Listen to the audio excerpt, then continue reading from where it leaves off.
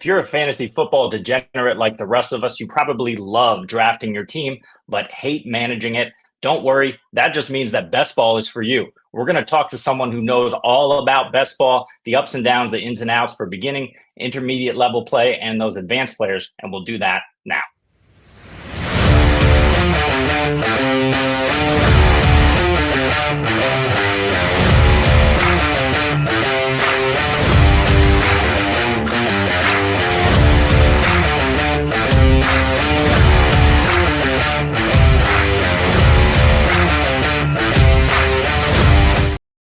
Welcome into the double FU, the FU times two. I am Jeremy Schulman at FF_Rebel. And we, if you haven't noticed, I'm going to point the other direction here, have a special guest today. By matter of introduction, this is Tom Strachan. I believe I pronounced that right, Tom. I meant to ask you that before the show. Absolutely perfect. And not many people get it first time. Awesome. Well, I did a little matter of deduction that you have NFL_T-Strack for your Twitter handle. And also, I did live in the UK for 5 years. So I have a small bit of, knowledge of how we live on the other side of the pond. And of course, I'm in Amsterdam now. But just to introduce you for maybe the one person who might possibly see this, who knows the FFU and doesn't know you, Tom Strachan is a writer and podcast editor for Fantasy Pros. You can find him over there. He's on that site daily, it seems, posting a ridiculous amount of content over there for them. He's the co-creator of the FF Sanctuary, which I know is on YouTube. I think they're all over the map everywhere else, talking about best ball and everything else you need to know. And he's a self-professed best ball sicko. It lives in these best ball streets. So, who better to talk best ball with than the man himself, who's living, eating, breathing all of these things best ball. So, Tom, thank you so much, and the warmest of double FUs to you. Thanks for coming on the show. Oh, no, I'll appreciate that very kind intro. And, I just, it's great to be at a chat with you guys. I see how much you guys are grinding out the content. I see the good production values that you guys have got, do everything right. And I really believe that in a year or two's time, you guys are going to have a huge following. So it's great to be on here with you today. Thanks, Tom. Appreciate you saying that, man. Let's just jump right into this because, I was just mentioning to you pre-show here how over, in Amsterdam or in the UK, we don't necessarily have access to Underdog. That's something that Underdog, if you ever see this, please, try to rectify that. I know it's difficult with, international laws and finances and stuff, but playing best ball, Underdog is the main format here. So for someone who maybe doesn't know best ball, let's just give them a brief kind of primer of what is best ball and how does it differ from your standard redraft league. So at its simplest, best ball's draft and forget fantasy football. It's all about the draft. There's no waivers, there's no trades, none of that lineup setting. Every week you draft, typically on most platforms, you're talking 18 to 20 roster spots. And then every week, the system will just work out the optimal lineup for you. And that's the lineup you've got. For anyone who's not played it, that might sound a little bit like, okay, well, the waivers and everything is you're taking the fun, you're taking the strategy out of it. But because everything focuses simply on the draft, that means that the draft becomes so much more strategic. And then as you expand further within best ball, there's multiple different types. You've got season-long self-contained leagues. So that's like your standard kind of sleeper leagues where if you're playing just against 12 people, and that league will run weeks 1 to 17, and then the most points at the end will typically be the winner. You've also got Dynasty Best Ball, which is a great way to cope if you're playing with a large amount of Dynasty rosters. Like I think I'm like over 20 Dynasty teams, and having 4 or 5, 6 Dynasty Best Ball teams, it just alleviates, okay, well, I don't need to set a lineup for that one, but it's still got all the Dynasty strategy and theory there, so you can still build for the long term, you can still trade, so there's all that. But the area where most content is tailored towards and the area where most people who are obsessed with best ball spend most of the time is the big tournament best ball. So you might have heard of Underdog's Best Ball Mania or DraftKings Millie Maker contest. There's all these kind of massive contests where you can be winning millions of dollars, hundreds of thousands, even for not coming in first place. And each one of them there's an art to understanding the contest you're in, because if we're taking on a contest where we're only allowed one entry or three entries, we want to approach it differently to a contest where we might be allowed up to 150 entries. So yeah, I mean, we can start with best ball from the lowest point of just throwing in one entry, but then you can easily become obsessed with it to the point I am, where I'll just draft as many teams as possible and really obsess over the micro details of everything. No, that's amazing. And I think, yeah, you mentioned Dynasty. I'm in a couple of Dynasty best ball leagues. I like that because I don't need to pay attention to it as much. But trading does become more interesting for sure. And we always preach to people, and I'm sure you do too, that, no matter what league you're in, you want to know your draft settings. Certainly. So best ball is kind of the same way, where you're just prepping for the draft. That's like a hyper focus on the draft settings and then the future of what everything might become. So yeah, it's definitely a different type of game. Let's talk to the beginner best ball. Somebody who's getting into it, who's only in a league or two. What's one or two strategies that you have in mind that you think everybody needs to understand and then try to employ in their drafts? So the first one would be roster strategies, and you'll hear a lot about these. Like I'm talking about hero RB, zero RB, robust RB, things like that, dual RB starts. And it can be easy when you first start playing fantasy, or if you're not as deep in the weeds as some of us, to go, okay, well, I'm just going to pick the best players. It's like, okay, great, that's fantastic. I don't know why I didn't think of that if it was that easy, but it's been Yeah. proven. Like we've got years and years of data over the course of Mhm. like the last 5 years now that shows if you employ certain strategies and if you using them correctly, then your advance rates in terms of advancing through the best ball playoffs to the finals are going to be improved. So hero RB, that's one running back in the first 2 rounds, no more till after round 5. Zero running back, no running back before round 6. Excuse me, dual running back, 2 running backs back to back to start the draft. And there's loads of detail we could get into these, but like I'll let people find that sort of stuff as they go. But just being mindful of how you draft is a big part of this. So going, okay, I could either take lots of running backs or I can spend draft capital on running backs early is a big part. So you're going, okay, I have this many picks. How am I going to use them? And this bleeds into my second strategy, which is pick Mhm. allocations, because you've got 20 roster spots and you have to think about, okay, I can allocate this many picks to quarterback, this many picks to running back, but it's also the knock on effect. So if I draft 3 quarterbacks on Underdog, there's only 18 rounds. So all of a sudden, if you drafted 2 quarterbacks, you would have been able to allocate that extra roster spot to a running back, a wide receiver, or a tight end. So there's always this balancing spot. We want to be fairly balanced with how we build in some ways. Like the most successful pick allocations on DraftKings have been 3 quarterbacks, 6 running backs, 8 wide receivers, and 3 tight ends, or similar, like 2 quarterbacks, 6 running backs, 9 wide receivers, and 3 tight ends. So it's always just going, okay, I have 20 picks or 18 picks.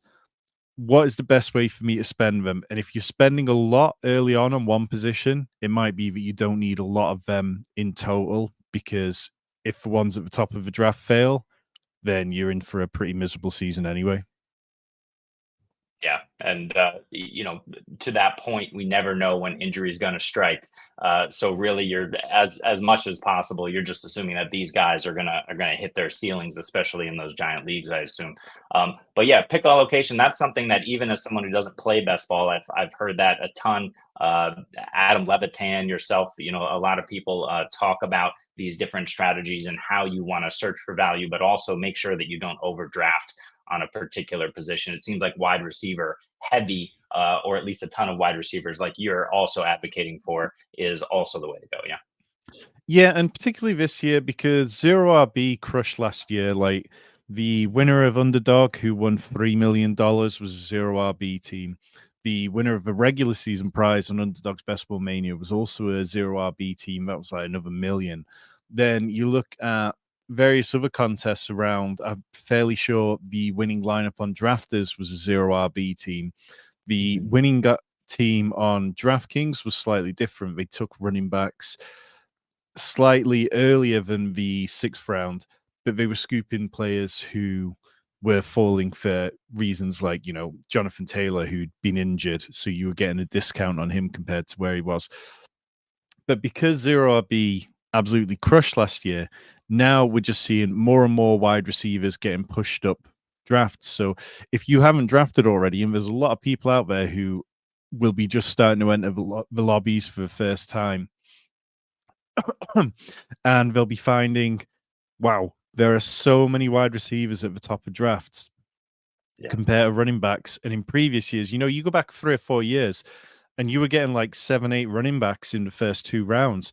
Now, if you see more than 5 go in the first 2 rounds, it's a bit of a strange draft. So being prepared for it, looking at, there's so many great tools. Like the one that really sticks out is if you go to fantasylife.com, they have what's called an ADP grid, and you can see what the current ADP is laid out as if it's a draft board. And that'll just help you have an idea of, okay, well, this is the pockets of the draft where wide receivers go heavy here, then the quarterbacks start to go, tight ends go here, running backs in this range. And it just really helps you be a little more prepared for where you go in, because otherwise, if you go into a draft completely unprepared, it's going to be quite a rude awakening to what the ADP is this year. Yeah, and I don't want to take us completely off the rails, but I have my own theories and thoughts about. I've been a zero RB truther for the last couple of years. I'm not going zero RB this year in redraft. I mean, in best ball, maybe it's a different thing for sure, but I'm concerned about the fact that there's going to be multiple people in the draft room who are going zero RB, and every draft's different. You have to read the room for sure. But in my early startups here, in early mocks, you see a ton of zero RB attempts and builds because it has worked.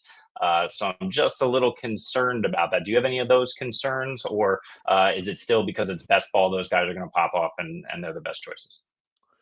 Yeah, there's a little bit of that. I mean, it's such a reactionary game. I mean, fantasy sports in general is such a reactionary game. Yeah.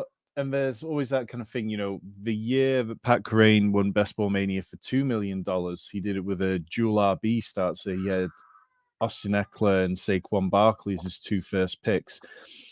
And the next year, there was plenty of people who tried that. The first year that Underdog was around, it was won by Justin Herzig of Established Run, and he used what's called a hyper fragile build, where he took 3 running backs in the first 5 picks and then only took 1 more running back throughout the rest of his draft.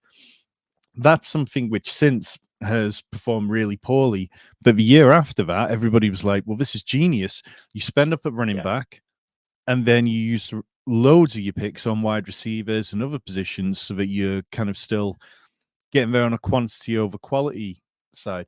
But this year, I mean, if you start running back, you might end up with Bijan Robinson, Jonathan Taylor, for instance.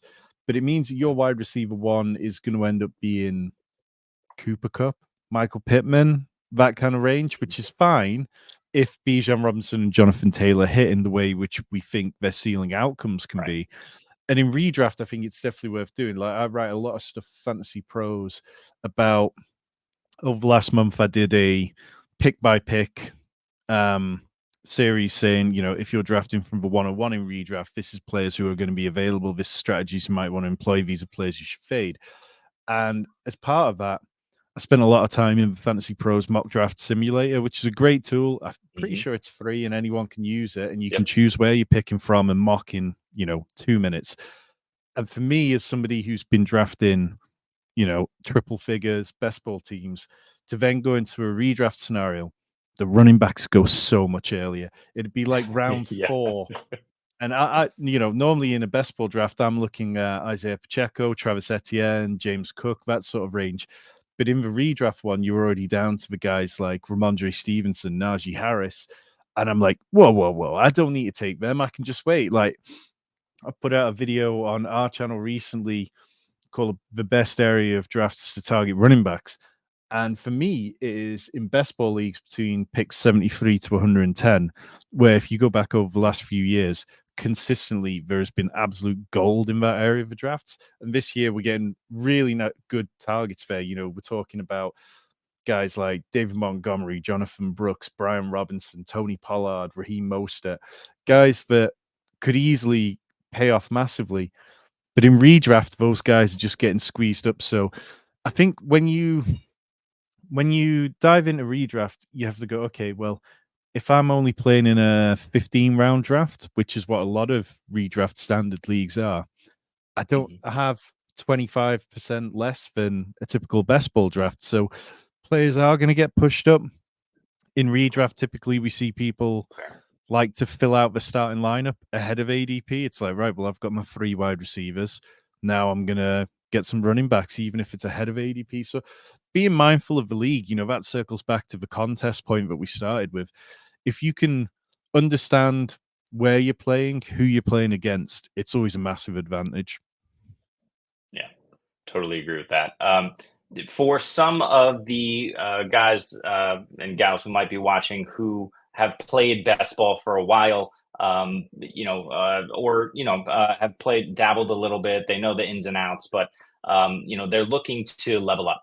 What are some kind of strategies that you think this year, generally, what's going to work for someone who's looking to really gain that edge in best ball and just getting better as a player? So stacking is a big one, and it became a bit of a hot topic a couple of years ago when every year there's something which catches the best ball audience. Like last year it was week 17 correlation, which we'll get into in a minute. The year before that it was the dead zone. And stacking, it sometimes gets a little overblown. People are reaching too far to get the stacks that they want. People are prioritizing them over taking the best player. But Mike Leone of Establish a Run found that, like, out of every underdog draft, 10.5 out of every 12 teams are currently stacking with, that's like at least one quarterback with one pass catcher. And when we talk about stacking, it's kind of important to remember at the crux of it, the reason why it's been so successful and the reason why it's been so successful in DFS is that we're betting on less outcomes. So if you've got a roster of 20 players and you're saying, okay, well, I believe in Lamar Jackson. If I believe in Lamar Jackson, then it makes sense that I believe in some of his pass catchers. So if I want to say, okay, Lamar Jackson's going to go out and have another MVP season, and that's why I'm comfortable taking him in like the 3rd, 4th round, then which of his players are also going to perform to a Pro Bowl level? And then it's going, okay, well, Mark Andrews could probably get there. We know he's a Pro Bowler. Yeah. Zay Flowers, we know he's an ascending talent. So it's condensing, rather than making 20 bets, it's going, okay, well, if I can pile on 3 bets into one, then that leaves me having to get fewer things right. One of the things that Mike Leone also found is that by having all of your quarterbacks on a roster stacked, your teams perform much better as you went through the finals. You want at least 2 quarterbacks with a stack on them. But one thing that he found is overstacking can be more harmful to your team because essentially, not every game is going to go 55, 60 points as much as we'd like it to. And if the points condense, if one of the pass catchers catches 2 touchdowns and then somebody else is or just getting, 4 catches for 40 yards or 60 yards or so, then they might not make it into your roster and it's not really helping you. So finding the optimal amount, basically for each player, you should be looking for a quarterback and then 1 to 2 pass catchers on the same team. That's a big thing. And I'm still guilty of it. There's definitely times where I'm like, well, no, of course I'm going to take Devontae Walker in the 20th round because I've got Lamar, I've got Zay Flowers, I've got Mark Andrews. I'm banking on it. Yeah. And it's definitely more efficient to have smaller stacks. But if you can make it to the finals with a large stack, then it also gives you more avenues to go nuclear when you get there. So finding that balance, not overstacking for the sake of it. And then the other one is an offshoot from this is week 17 correlation. So if you're new to best ball, week 17 is all that matters in terms of the money. If you're drafting a 12-person league, and then after weeks 1 to 14, you'll move on to another 12-person league typically, or it might be 18 or 20. Then you progress through, if you're in the top 1, the top 2, depending on the contest, till eventually you get to the final. The finals, depending on where you're playing, I mean, the DraftKings final this year is a 1,021 person final. Last year it was 1,364 people. Last year's Wow. Best Ball Mania was 461 people. I might be a little bit off there. But the way that week 17 works, it's essentially a 1 week DFS contest. So now you've made it there. You need enough juice to be able to rocket up the leaderboard. It's not enough to say, well, if I've got to week 17, I've got some really good players. Because last year, Amari Cooper went nuclear in week 16 against the Jets. Was it against the Jets, or I can't remember who it was, week 16 game. Scored 50 odd Sounds right. points, progressed through a week 17, but then he was injured. Christian McCaffrey was a legend throughout the entire season. If you had Christian McCaffrey on your team, there was a 1 in 3 chance that you would make the playoffs because he just pulled rosters to the best ball playoffs. But then when he got Nice. there, he was injured. So it's all about going, okay, well, there's 1,364 teams in here in the final. 55% of them or so have Amari Cooper on them. How am I going to get different? And one of the key ways is week 17 correlation. We'll go back a couple of years ago. The winner of Best Ball Mania 2, he game stacked. So he had like 5 players from the Seahawks and Lions game that went nuclear. Everybody in that game seemed to score loads of points. And it just gave him huge leverage because he was betting on fewer things, much like stacking. But instead of stacking just one side, if you're playing DFS, quite often you'll hear about bringbacks. You'll have, Joe Burrow, Jamar Chase, maybe, Tyler Boyd in previous years. And then you'll have a pass catcher on the opposing side because if the Bengals go off, then it's going to put the other team into a pass heavy game script. So they're going to be passing lots. So leaning into that, it's a bit of one where sometimes people over-egg it again, much like stacking, and go a bit crazy with how much it matters. But when you're into the double-digit rounds, if you can break ties by going, okay, well, the Seahawks play the Bears. I've already got Rome Odunze, Caleb Williams, Keenan Allen. I might as well take Zach Charbonnet and bet on the idea that Zach Charbonnet is going to be catching a load of passes from Geno Smith because the Seahawks need to chase the result. So, yeah, little things like that will take your rosters from being good rosters all the way up to potential contest winners. Yeah, I love that, and I think that's something where you can get an edge on probably the field. But I think you would also agree, and part of this is also your fault that there's a plethora of information out there for people to go and find out how to do these things. I'm confident. Like I said, I'm not big in the best ball, but I'm confident that you already have those week 17 correlations mapped out and who you should take where and graphs and charts and so it's out there Yeah, for people to find pretty easily, isn't it? yeah, definitely. And I mean, like, you can break it down. If you say, I need to advance out of my regular league and hit week 15, 16, 17, those are the things that really matter. Like, you can start looking at, okay, which teams have the highest implied team totals for weeks 15, 16, 17? You'll find, of course, there's teams like the Ravens, the Bengals, who are going to be up there, the Lions, who are very close to the top as well, San Francisco. But then you'll find teams like, I think, who was it? There was a team I was looking at earlier. The Falcons, their implied team total for the 3 weeks is 23.9, whereas Buffalo's is only 24.75. So if you're giving up, 1 point a week, that's not that much. The Falcons play at Las Vegas in a dome. Then they play in New York, which could be weather affected. And then they play at Washington. And we know Washington's defense is going to be poor. But there's also, and it's probably a bit deep to try and get into it right now, but there's plenty of teams where you can go, okay, well, if I've already got a couple of Ravens on my roster, and then I take Xavier Worthy, if I take it's like Jaylen Warren, then I'm going to get Pittsburgh playing the Ravens in week 16 and then the Chiefs in week 17. So it's about, you can interweave players who are going to give you week 15, 16, and 17 correlation to your main stacks and just break ties that way. And just, yeah, it's just those little edges which will just help you. But I mean, there's a lot of information out there. And what I'd say is the first year that you really get into tournament best ball, it can be really hard to be profitable. So don't feel downhearted. If you get to week 15 and you've advanced well above, like, if you enter 100 teams, we're expecting to advance 16 of them. That's how Wow. difficult it can be. Like, so, Sure. and this probably strays into what you wanted to talk about with Underdog, but the advance rate is the top two teams out of each 12 team league. And, if you divide 100 by 12, you're getting 8.3%. 16.7 is Sure. roughly two out of the 12.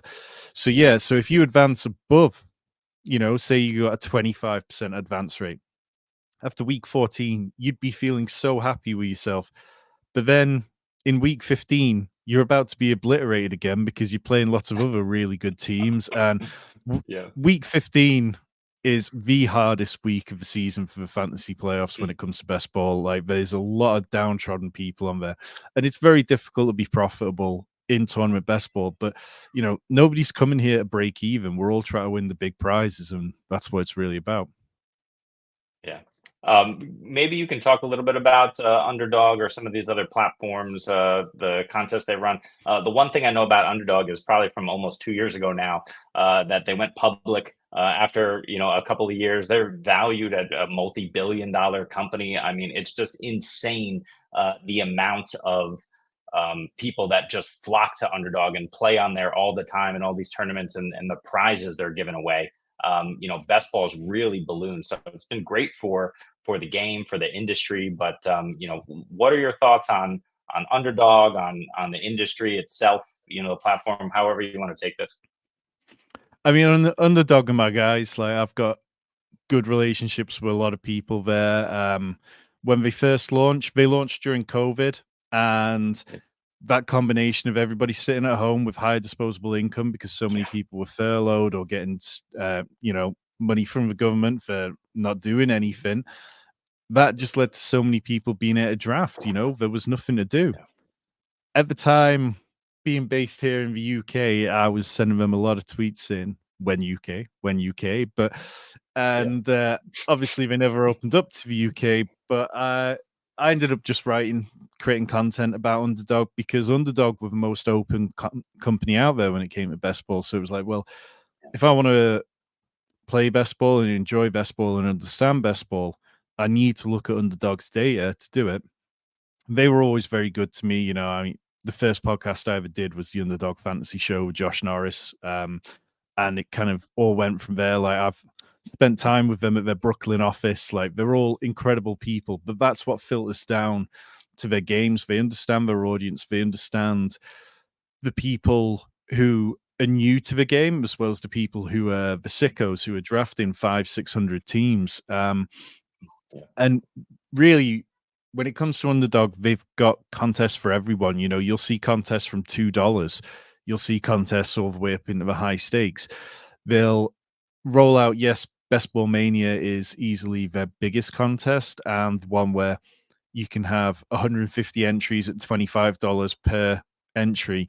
So you're talking 37.50 to be able to max enter it. But even yesterday there was a 4 entry max $4 contest. Then there was a $20 10 entry max. So they cater to all types. They play super flex, they play single quarterback, they'll play rookies and sophomores, where the only players in the draft are the rookies and sophomore players. So there's loads of different ways to attack it on Underdog, and by far the best ball platform out there. Like, I'd urge anyone, if you're in a place eligible, to just take advantage of some of the offers that they give for sign up and dive in. And if you're struggling with stuff, there is, as as Jeremy said, like, there's an absolute plethora of stuff out there. Hit him up, mhm, speak to me, drop me a DM. My yeah, DMs are open. I've got literally tens of articles about how to play best ball. I've got videos on our YouTube channel about best ball basics for beginners all the way up to more advanced strategy. Like, you won't struggle to find ways to optimize how you're doing things. yeah. And chances are, if you're watching this and it's not live, you're already on YouTube. You can just go over to the FF Sanctuary and find all that information. We'll also link that. Make sure that's linked below for you, so you guys can get over there and get all your best ball knowledge. Let's actually dive into some players. And actually, before I forget, I got a couple of things. So Tyler says yo yo. So yo yo right back at you, Tyler. And this is from Scott. In best ball, are there teams you will completely stay away from because offensively they are poor? Does a poor offense matter, or is the cost baked in, I guess? So yeah, there's definitely an element of that. So this year in particular, we talk about backdoor stacks, which is like, okay, you've hit round 12, you've only got one stack, and you might have been building something. Say you had, I don't know, like Lad McConkey, and you were going, okay, I'm going to add Justin Herbert as my second stack, and then I'll be done at quarterback. I'll have two stacks, and I can start building some correlations, dealing with some weaknesses in my roster. But then somebody snipes you on Justin Herbert, and all of a sudden you're in a bit of a tailspin. You don't want to take a quarterback unstacked. And the way to deal with that is going, okay, so I'm going to look to the Patriots, because the Patriots is a really easy one to stack late. You can get Javon Baker, you could get KJ Osborne, you could get Kendrick Bourne, Hunter Henry, and add Drake May onto it. You could add the Giants and go, okay, I don't have Malik Neighbors, but I'm going to get Wan'Dale Robinson. I'll take a shot on one of the tight ends, and I'll grab Daniel Jones, Jalen Hyatt, Darius Slayton. Or you could be looking at the Broncos. You've got Troy Franklin, Marvin Mims, Bo Nix goes right at the end of drafts. So there's definitely teams that I'm not excited about adding, but quite often it's going, okay, I need a little bit more correlation or a little bit more of a stack if I really want to be able to separate from other teams in the best ball playoffs or other teams within my groups, and saying, okay, I need to make a bet on somebody. Who's it going to be? In terms of teams that I'm kind of lower on, quite low on the Cleveland passing game. Not really a believer that Deshaun Watson's going to turn it around. I think outside of them, not too many kind of stand out. The Buffalo stuff, I haven't been taking too many of the highly priced receivers and tight end, like more Curtis Samuel. If I've got Josh Allen past ADP, I'll add him in. Indy, I don't really enjoy adding the pass catchers too much. I don't mind Josh Downs and AD Mitchell's price in like the 120 range, but going Anthony Richardson and Michael Pittman early doesn't always feel great. And then Vegas, I just struggle. Like their quarterback situation feels grimy. I like Jacoby Myers. I like Devontae Adams. I like Brock Bowers, but I also like Michael Mayer. So it's like, I'm just not sure it can all pan out. So yeah, I mean, the one thing I always say is I'll always take somebody if the price is right. And if somebody falls 12, 20 picks past ADP, I'm quite open to just scooping that value more often than not. Nice. It feels like to me, and we've been talking about this a lot amongst ourselves. So maybe get some outside opinion. It seems like the Seahawks are super undervalued, especially with Ryan Grubb coming in there. Waldron over to Chicago. I don't know if it was Waldron's fault, if it was Gino's fault, it was Pete Carroll's fault, what happened. But it seems like their group of pass catchers and Gino are guys that you can get later than you should, and they could be a top 15 offense this year. Yeah, it's I was updating my rankings, and I put together for our subscribers a best ball survival kit where you have all my DraftKings underdog rankings, targets and fades, because rankings I don't really think of the most helpful thing because they lack context. But in my targets and fades, I added Geno Smith into the targets today because he's already starting to rise up draft boards slightly, and I want to be ahead of that.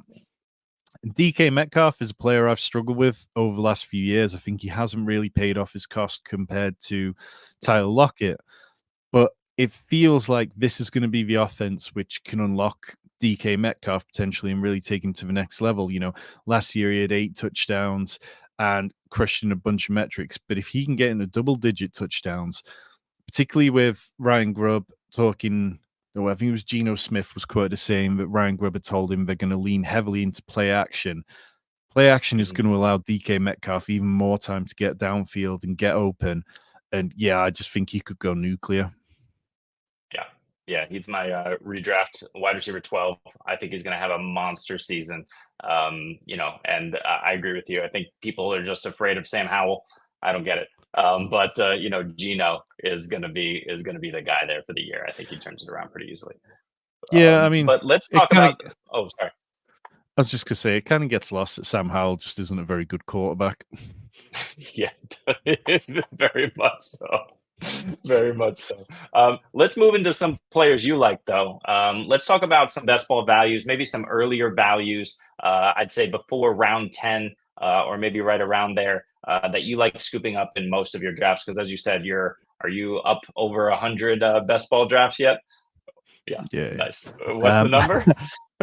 I'm not sure to be honest. I would guess it's probably closing in on 200 at the minute. Nice. Yeah, but getting into busy season, so definitely be higher than Yeah, that in a few weeks' time. excellent. The first number is somebody right at the top of draft boards, but I still see him as a value to me. And one thing that I think is worth being mindful of, I draft a lot with Colin Kelly of Rotoviz, and Mhm. on Rotoviz they always talk about who are the players who can ascend from where they are and where could they be being drafted next year?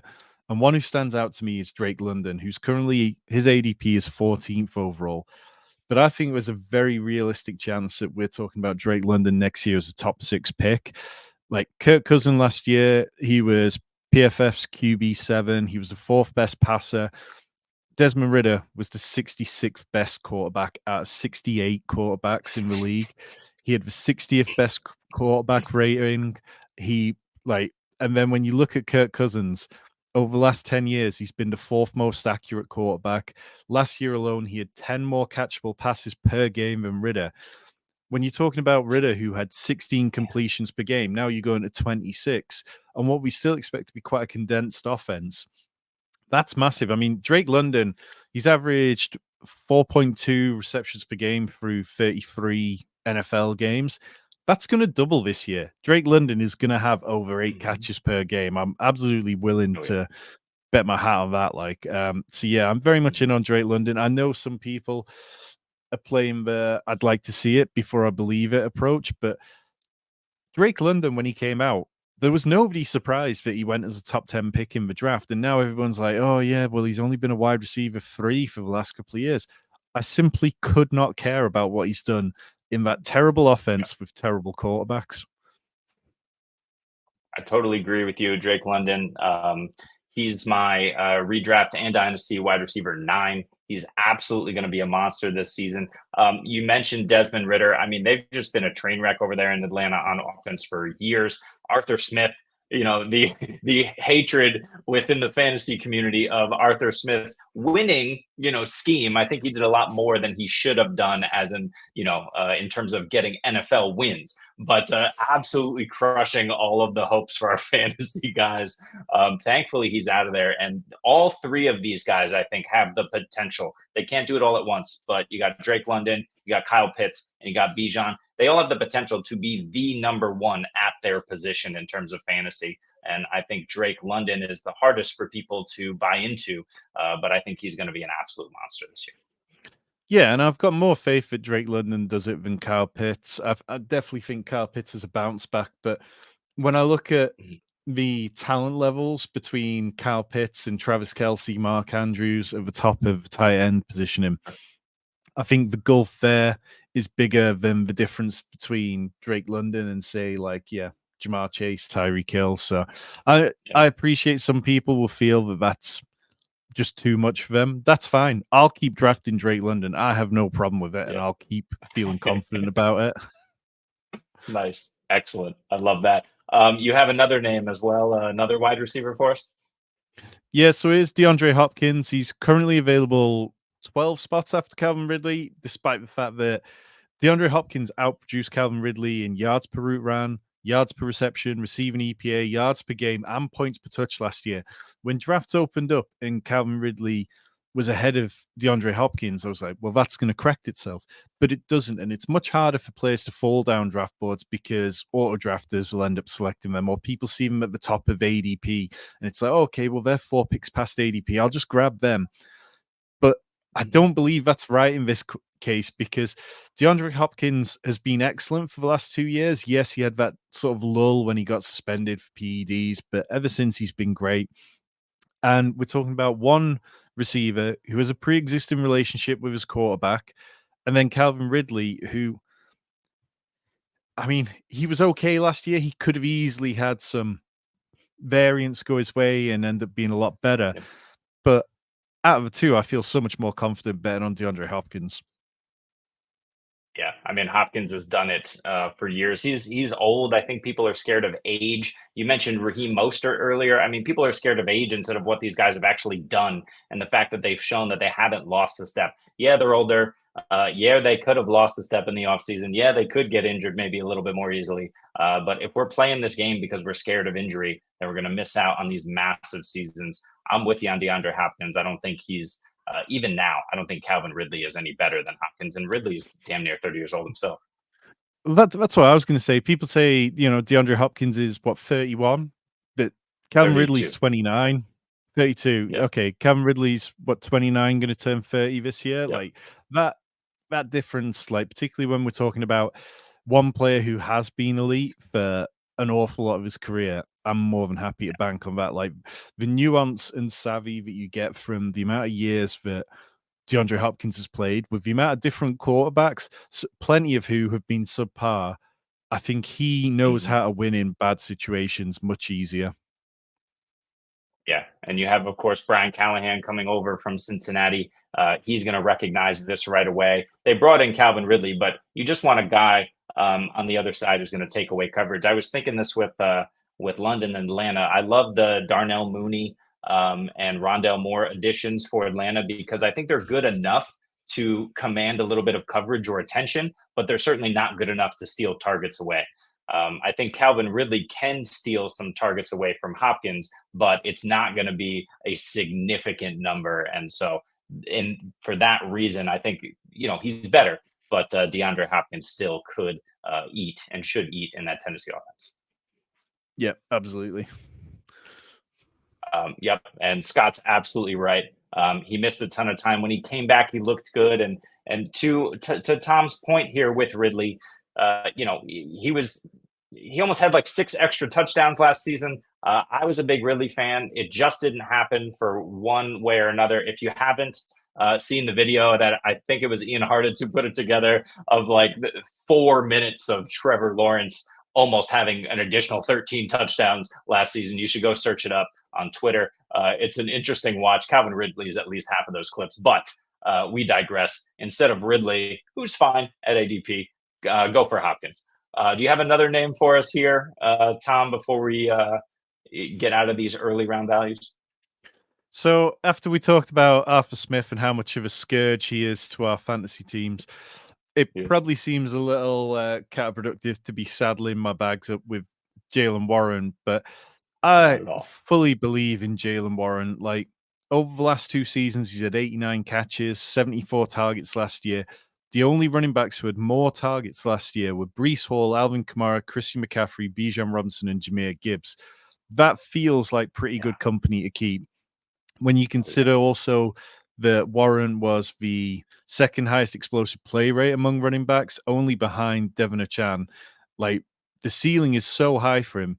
And going back to the pass catching, he now plays with the 2 quarterbacks who led the league in check down throw rate when they were kept clean last season.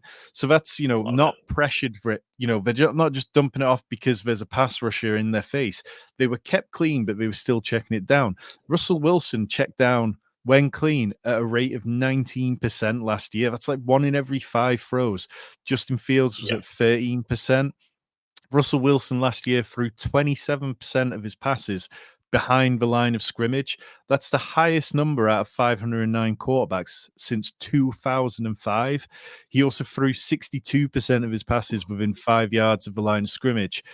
It's like part of that you can attribute to Sean Payton not trusting him to throw the ball downfield, but part of it you can just attribute to the fact that Russell Wilson was just trying to keep the ball moving and that he wasn't trusting what he was seeing. And outside of George Pickens, I don't really believe that there's an awful lot that suits Russell Wilson's skill set. Yes, Pat Fryermuth is being talked up, but Russell Wilson's never been good at throwing to the middle of the field because he's a shorter quarterback.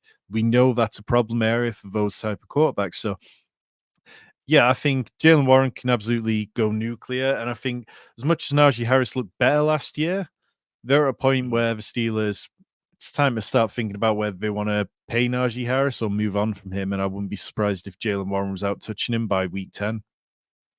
Yeah. We all love Najee Harris over here at the FFU, but we love Jaylen Warren too. I mean, both of these backs are going to be awesome. And if Jaylen Warren takes over due to injury from Najee or just the fact that he's got more bursts and is clearly better, great.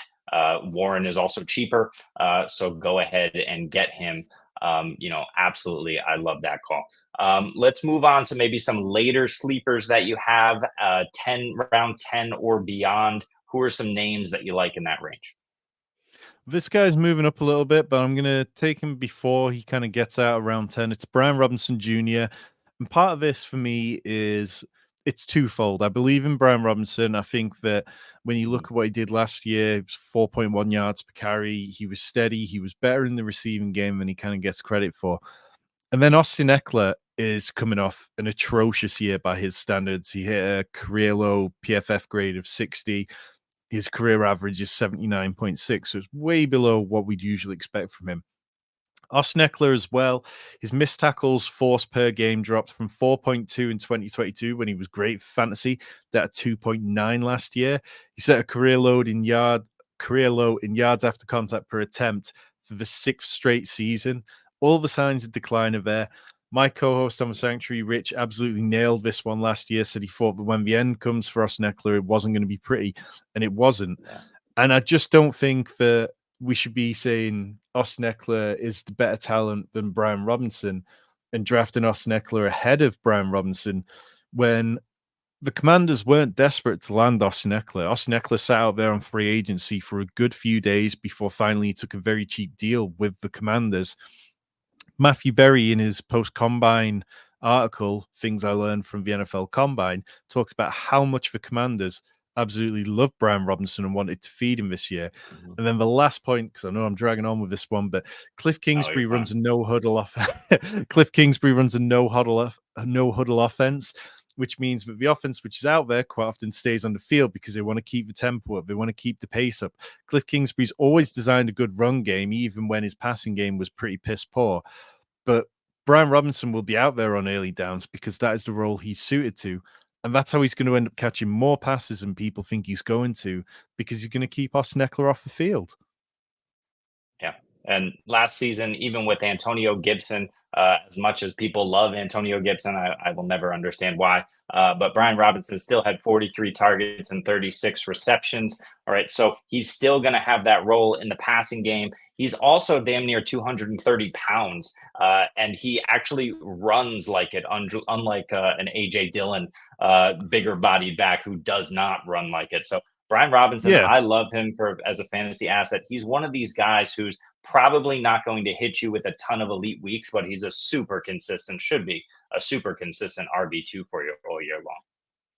Yeah, and particularly one other thing that's kind of worth mentioning is that as much as Jaden Daniels is a dual threat quarterback, and we know how good he can be in the rushing game, like the man averaged like 11.2 rush attempts per game in college, he isn't a goal line threat. Like, he doesn't rush around the red zone. He doesn't score a massive amount of rushing touchdowns, and when he does, they're from outside the touchdown.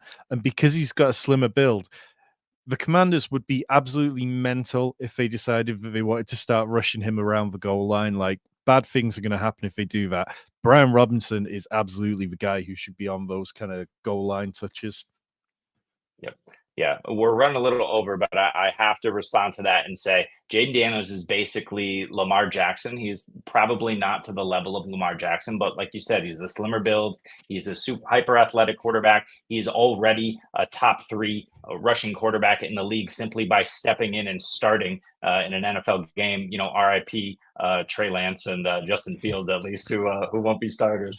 But he's going to be creating holes simply due to the threat of him running the football. If Kingsbury's smart, he's going to run some RPO. We didn't see that necessarily a ton with him, but you have to utilize this guy's legs as a threat to stretch the defense. If they're able to do that, we saw in Baltimore that Gus Edwards, J.K. Dobbins, whoever else they threw back there ran for 5 yards a clip, simply because Lamar Jackson was handing them the ball and might not. Right. If Jaden Daniels can, sometimes not hand them the ball and take off for 30 yards down the field, Brian Robinson is going to see some of the biggest holes he's ever seen. And he's just going to take his 230-pound frame and run straight through. I think it's going to be a great year for him. Yeah, 100%. Who else do you have as a later round value, Tom?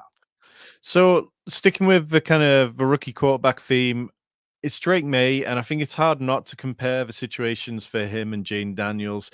Like, yes, there are some holes in Drake Maye's game, much like Jaden Daniels, but Drake Maye, I'm so excited about his ceiling outcomes. You're talking about a quarterback who did rush for almost 1,500 yards and 16 touchdowns over his final 2 years in college.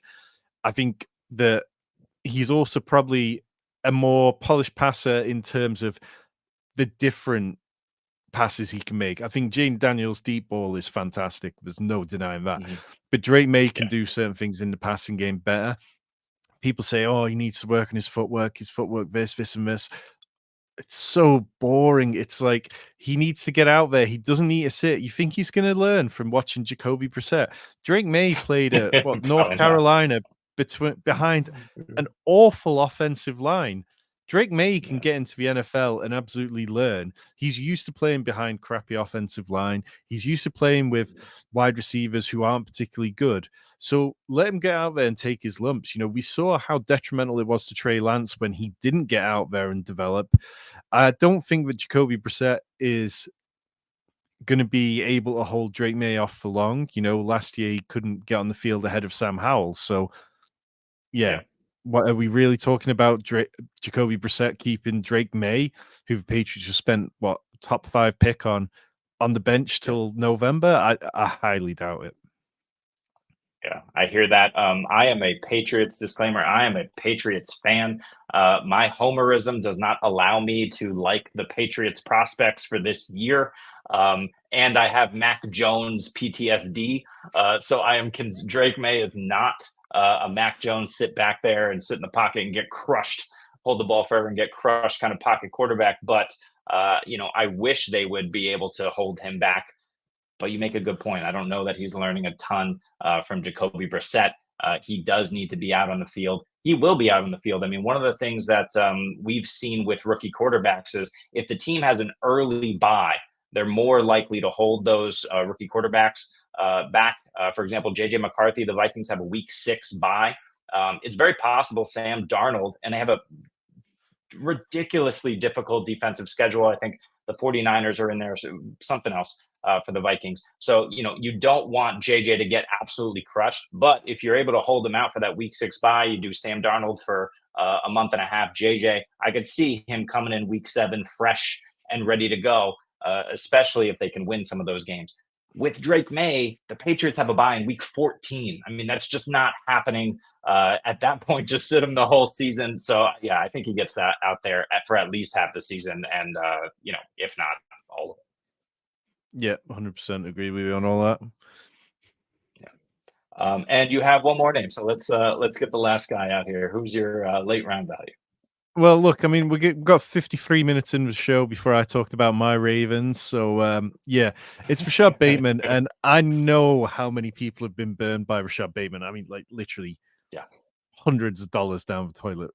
Hundreds of best ball drafts where I drafted too much Rashod Bateman. But the hype for Bateman has been so consistent from the moment the season ended. John Harbaugh has spoke glowingly of Bateman, unprompted, and that's something I always pick up on a lot. It's like, what do the coaches say? Not when prompted by a reporter. What do they come out with when they just want to get it out there? And both the head coach and the GM, Eric DeCosta, they've gone out of their way to talk up Rashod Bateman. In recent weeks, he did an interview with the Ravens in-house podcast, and he talked about how last year he wasn't sure he was going to be able to play until 2 weeks before the season when, because of the Liz Frank injury that he was recovering from. And because of that, because Todd Monken was installing a new offense, eventually he hit a point where he had to allocate the role he imagined for Rashod Bateman to Odell Beckham. So then once the season starts, they never really got up to speed. But this year, Rashod Bateman's healthy. Fingers crossed, touch wood, like touch as much as I can reach. This is his first healthy offseason since he came into the NFL. He's dealt with some real loss in his personal life off the field over the last few years, dealing with injuries, which we know rookies really deal with very difficult. And I think, yes, if you were talking about Rashod Bateman, where he was going last year, like a top 100 pick or so, I wouldn't be touting him, and I couldn't. But we're talking about a guy going in round 15, 16, and you're getting him one of the most electric offenses in the NFL, attached to a two-time MVP, and potentially he could be the third passing option, if not at worst the fourth passing option on this offense. We know when the Ravens go nuclear, they go nuclear. And if I get 3 weeks out of Rashod Bateman at around 15 cost in best ball, that's absolutely worth it. In redraft, I probably would not want to draft Bateman. Nice. Yeah, I agree with you. I like the opportunity for whoever's there, but you did mention Devontae Walker. You mentioned Rashod Bateman. I think you're pronouncing Nelson Aguilar wrong, who I think is interesting. Do you have any Nelson Aguilar at all in best ball? Yeah, I do, because he goes free at the end of drafts. So if you're drafting in Yeah. 20-round formats like DraftKings or Drafters or FFPC, like we saw Aguilar played from the slot a decent amount last year. I think Isaiah Likely's going to do a decent bit of that this year. But Aguilar was on the field for big plays. Aguilar had good usable weeks, and he seems to have a good connection with Lamar Jackson. So I don't mind it, but I think there's going to be a very big effort from the Ravens to get Rashod Bateman going this year. Awesome. Real quick, and we don't have to talk a lot about them, but do you just have any names at the end of the draft? Like one name that came to mind as we were talking was Demarcus Robinson. I imagine he's probably free. Who are some wide receivers who you like very late, who could just absolutely give you, like you said, 3-4 usable weeks that you can take in the last round? So yeah, I mean, Demarcus Robinson was somebody I was in on very much early on in the off season. He's kind of increased in price since then. Just looking at my exposures, it kind of comes down to stacks and week 17 correlation a bit. It's like that's how I Sure. break ties a lot of this range of a draft. I've got a good bit of Darius Slayton. I think he's perennially underpriced. The Giants just gave him like 4 million contract for this year to make sure that he'd be there because they wanted him on the field. And if Malik Neighbors is soaking up all the defensive attention, then Darius Slayton might actually find it a bit easier to get open for the first time in a few years. Sure. I like KJ Osborne with the Patriots because there's been reports saying that he could be out there in 3 wide receiver sets, which makes sense. They added him. I've been taking Jalen Tolbert, which may or may not be a good idea, but he's the clear wide receiver 3 on an offense which hasn't added anybody of note. And he did come on down the stretch last year from, I think it was their week 8 by the Cowboys.